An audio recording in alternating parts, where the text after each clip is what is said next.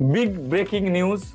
Good evening everyone, আমি সোমনাথ পান্ডে এবং future গাইডার চ্যানেলে আপনাদের সকলকে স্বাগত জানাই। থাম্বনেলে আপনারা ঠিকই দেখেছেন, 25 লক্ষ টাকায় থাকা খাওয়া দাওয়া সব মিলিয়ে এমবিবিএস কমপ্লিট হয়ে যাবে। তবে হ্যাঁ, সেটা কিন্তু ইন্ডিয়া বা ওয়েস্ট বেঙ্গলের মধ্যে হবে না। কোথায় হবে আসুন দেখে নিন।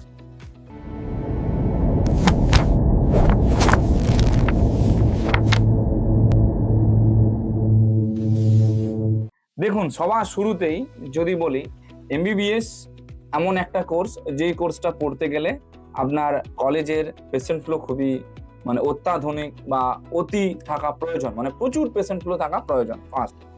সেকেন্ড হচ্ছে যে কি যেটা থাকা প্রয়োজন সেটা হচ্ছে ফ্যাকাল্টি।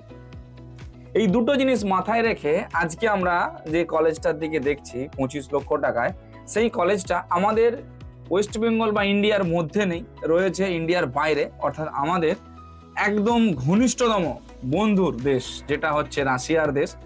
এবং এই রাশিয়াতে রয়েছে 25 লক্ষ টাকায় থাকা খাওয়া দাওয়া নিয়ে কলেজ। কি কলেজ? Kursk medical college.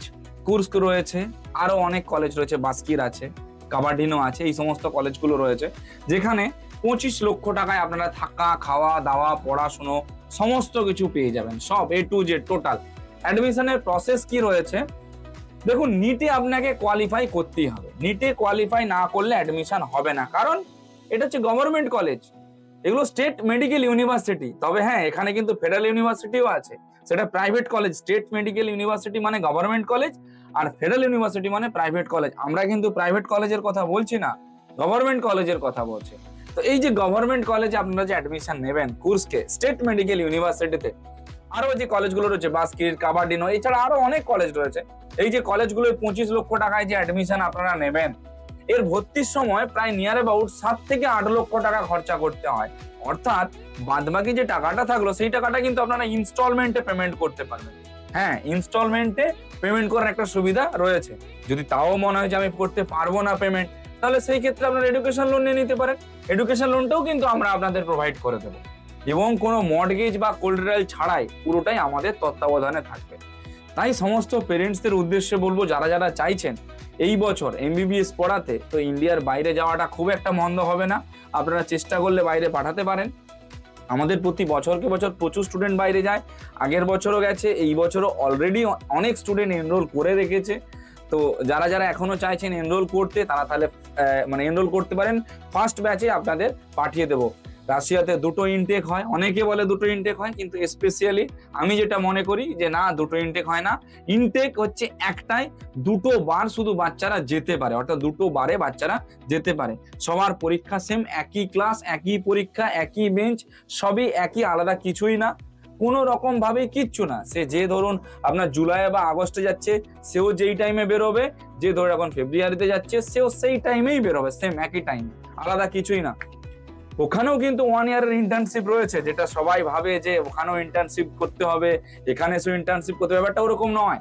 আপনি চাইলে ওখানেও ইন্টার্নশিপ করতে পারেন, এখানেও করতে পারেন, যেখানে খুশি। ওটা ডিপেন্ড করছে আপনার সোর্সের উপরে। আপনারা যদি আমাদের সঙ্গে যোগাযোগ রাখেন, আমাদের যে স্টুডেন্ট গুলো রয়েছে সিনিয়র, আমি তাদের সঙ্গে আপনাদের আলাপ করে দেবো। আপনারা চাইলে তার সঙ্গেও কিন্তু যোগাযোগ করে এখানে ইন্টার্নশিপ কমপ্লিট করে এফএমজিটা ক্লিয়ার করতে পারেন। তবে মেজরিটি অফ স্টুডেন্টরা কি করে দেখুন, বেশিরভাগ স্টুডেন্টরা যারা রাশিয়াতে পড়তে গেছে, তারা এমবিবিএস কমপ্লিট করার ওই সঙ্গে সঙ্গে ওই প্যারালাল ওই টাইমটায় তারা কি করে, প্ল্যাবের প্রিপারেশন নেয়। অর্থাৎ ইউএসএ, তারপরে আপনার ধরে রাখুন নিউজিল্যান্ড, এই যে 5টা ডেভেলপ কান্ট্রি রয়েছে, এখান থেকে যাতে তারা পিজি কমপ্লিট করে ইন্ডিয়াতে রিটার্ন আসতে পারে। আর অবভিয়াসলি এখানে যদি পিজি কেউ কমপ্লিট করে, ইন্ডিয়াতে তাকে আর কোনো এক্সাম দিতে হবেই না, কোনো রকম ভাবে দিতে হবে না।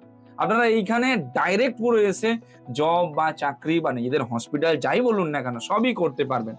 এবং এখানকার যে একটা ডক্টর যে স্যালারি পায়, তার দ্বিগুণের থেকেও বেশি আপনি স্যালারি কিন্তু এক্সপেক্ট করতে পারেন এখান থেকে।